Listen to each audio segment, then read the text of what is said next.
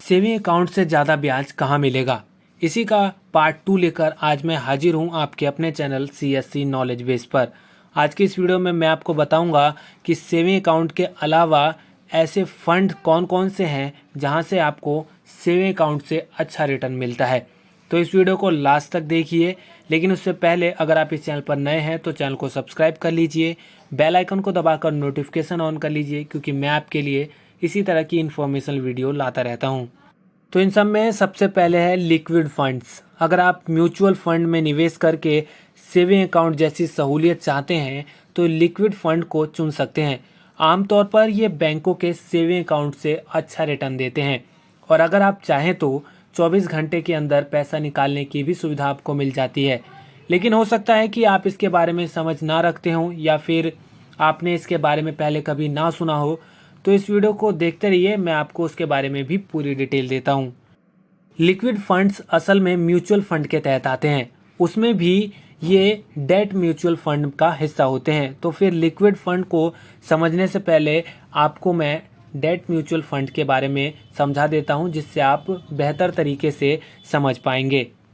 Mutual fund में जब आप अपना पैसा एक ऐसी स्कीम में लगाते हैं जिन पर एक फिक्स्ड इंटरेस्ट आपको मिलता है और एक निश्चित पीरियड यानी कि फिक्स्ड पीरियड के बाद पैसा वापसी की गारंटी होती है, तो उन्हें डेट म्यूचुअल फंड कहते हैं। इसके एग्जाम्पल के तौर पर आप सरकारी बॉन्ड, कॉरपोरेट बॉन्ड को ले सकते हैं।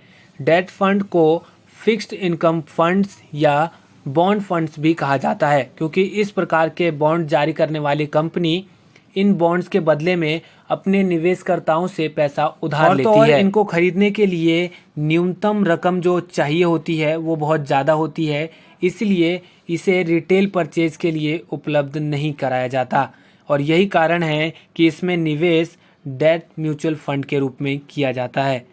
डेट म्यूचुअल फंड में कुछ ऐसी जमा स्कीमें भी होती हैं जिनकी मैच्योरिटी सिर्फ 2 से 3 महीने की होती है, यानी कि 60 से 90 दिन में आपको पूरा पैसा वापस मिल जाता है। एग्जाम्पल के लिए आप डिपॉजिट सर्टिफिकेट, ट्रेजरी बिल्स और कमर्शियल पेपर का उदाहरण ले सकते हैं। जब डेट म्यूचुअल फंड के तहत पैसा मुख्य रूप से ऐसी शॉर्ट टर्म मैच्योरिटी वाली स्कीमों में लगाया जाता है तो उन्हें लिक्विड फंड्स कहते हैं।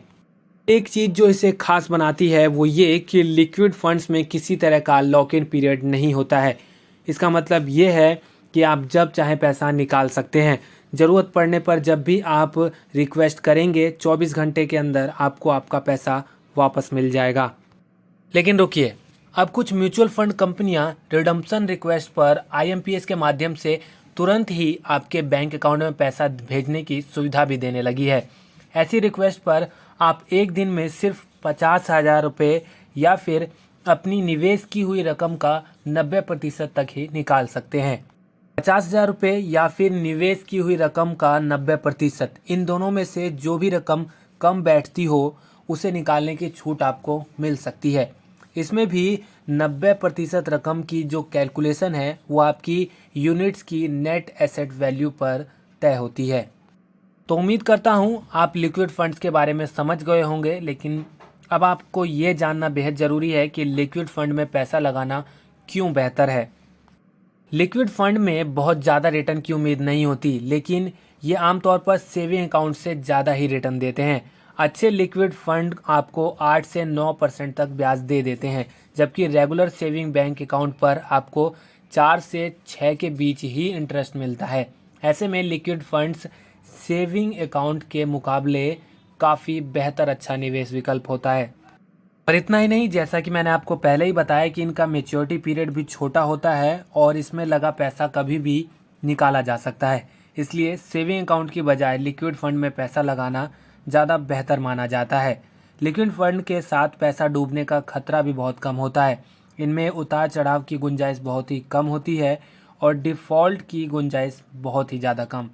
लेकिन म्यूचुअल फंड में डेट फंड, जिनमें लिक्विड फंड भी शामिल होते हैं, इसके साथ साथ इक्विटी शेयर बाजार निवेश भी शामिल होते हैं, इसलिए कुछ रिस्क तो जुड़ ही जाता है।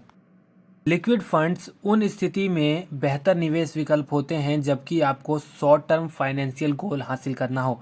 लेकिन इन्वेस्ट करते वक्त ये ज़रूर ध्यान रखें कि आपका पैसा अच्छा क्रेडिट हाई रेटेड यानी कि अच्छे रेट वाले लिक्विड फंड में लगना चाहिए। तो ये थी सेविंग बैंक अकाउंट जैसी सुविधा और उनसे ज़्यादा रिटर्न देने वाले कुछ तरीके। बचत और निवेश के संबंधित और अधिक जानकारी के लिए आप चैनल पर मौजूद और वीडियो भी देख सकते हैं। अभी के लिए मैं मिलूँगा अगली अपडेट में, तब तक के लिए अगर आप इस चैनल पर नए हैं तो चैनल को सब्सक्राइब कर लीजिए, बेल आइकन को दबाकर नोटिफिकेशन ऑन कर लीजिए, क्योंकि मैं आपके लिए इसी तरह की इन्फॉर्मेशन वीडियो लाता रहता हूँ।